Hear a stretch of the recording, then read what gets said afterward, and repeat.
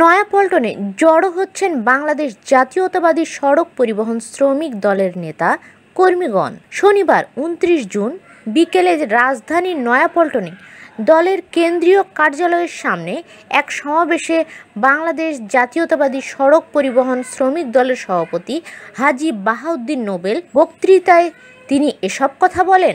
BNP chairperson Begum Khaleda জিয়ার মুক্তির দাবিতে আমরা খুব পরিষ্কার করে বলতে চাই, দেশনেত্রীকে মুক্ত করুন, অন্যথায় আপনাদের সরকার যে কোনো পরিণতির জন্য তৈরি থাকতে হবে। এদেশের মানুষ কখনোই তাকে খালেদা জিয়া এভাবে অন্যায়ভাবে কারাগারে বন্দি অবস্থায় চলে যেতে দেবে না, এটা আপনাদের মনে রাখতে হবে। এ সময় উপস্থিত ছিলেন বাংলাদেশ জাতীয়তাবাদী সড়ক পরিবহন শ্রমিক দলের সাধারণ সম্পাদক কাজী শাহ আলম রাজা ও বাংলাদেশ জাতীয়তাবাদী সড়ক পরিবহন শ্রমিক দলের কেন্দ্রীয় কমিটির ও ঢাকা মহানগরের সকল নেতাকর্মীগণ এ সময় উপস্থিত ছিলেন।